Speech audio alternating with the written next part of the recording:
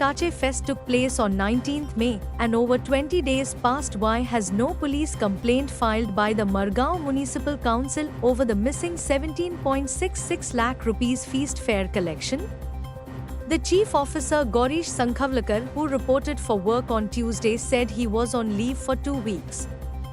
He said the LDC has been suspended on Tuesday. They are reconciling the accounts and will file the police complaint in a day or two. 3 incidents of fraudsters posing as police officers and attempting to extort money from parents have come to light in South Goa district. But due to the alertness of parents, the attempts were foiled. A portion of a newly tarred road caved in along the Bethura-Borim National Highway on Thursday, leaving a massive crater and putting at risk the lives of motorists. The recently tarred road has developed cracks at the edge, with motorists questioning the quality of works done by the contractor.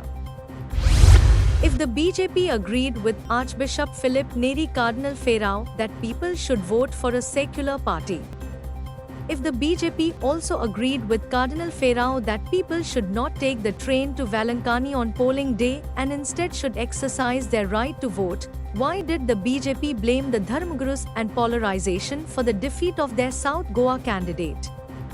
Maureen Gordonho said elections are over and now it is time for peaceful coexistence. As a party, we have to introspect. The Purumentache Fest took place on 19th May. In this edition of Street Voices, Herald TV spoke to people to gather their opinion on delay in filing police complaints in the MMC feast collection scam and why are chairperson and chief officer passing the buck? Why was the chief officer missing? Chief Minister Pramod Sawant has said that suitable action will be taken against the contractor of Smart City on the basis of the provision in the contract. Meanwhile, Panjim MLA Babush Monserrate has pushed the blame of Smart City mess and the constant breach of deadlines onto the Smart City MD. Margao citizens lamented their woes over the dilapidated condition of the SGDPA building at Margao, where many government offices are located. 5 years have passed, the building elevator is still not repaired, forcing the senior citizens to use the stairs. Frustrated locals expressed their anger over lack of basic faculties like elevator, toilets and keeping the building clean. South Goa MP-elect Captain Virieto Fernandes expressed optimism regarding the sufficiency of existing power infrastructure to meet the region's needs, saying that the existing power lines will be enough to cater for next 25 years. He even questioned about the progress of exploring alternate energy sources. Furthermore, he stated his willingness to cooperate with the government to prioritize environmental preservation and safeguard the state's interests, moving beyond mere opposition. Residents of Kurti are grappling with the aftermath of hill cutting and pathway destruction caused by road widening efforts. The expansion of the Bethura-Borim bypass into a 4-lane highway has led to the clearance of hillsides, disrupting the traditional pathways used by locals. The residents have called for accountability and mitigation measures to address the adverse effects on both human and ecological landscapes grow louder. Chief Minister Pramod Sawant on Thursday said that monsoon session of the State Legislative Assembly will commence from 15th July and continue till 9th August. Addressing a press conference at Mantralaya at Porvorim, Sawant said the state cabinet has decided to convene the monsoon session of the assembly from 15th July and it will culminate in the second week of August. Locals here heaved a sigh of relief as abandoned vehicles occupying prime spaces in the town were towed away by Ponda Municipal Council (PMC) and traffic police in order to facilitate the traffic flow and free up some parking space.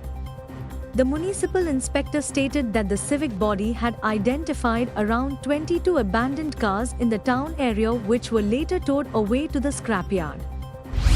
A multi-vehicular accident was reported at Dramapur on Thursday, involving 1 car, 2 bikes and a mini goods tempo. Fortunately, no fatalities were reported but 3 people sustained injuries. According to the car driver, A woman rider without scanning the area crossed the road, causing a multi-vehicular accident.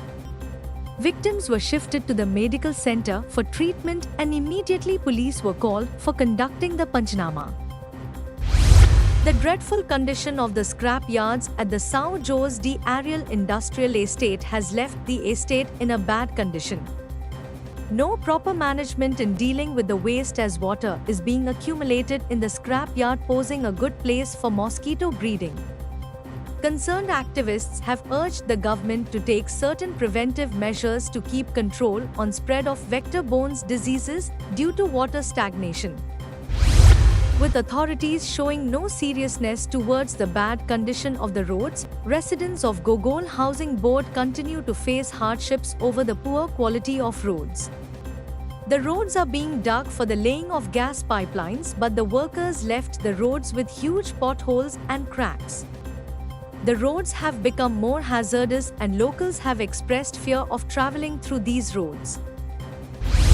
Axim Sports Club entered the semi-final of 9A side football tournament organized by Sporting Club Virbhat by defeating Eklte FC 3-1 at St. Alex Church Ground, Kurtorim.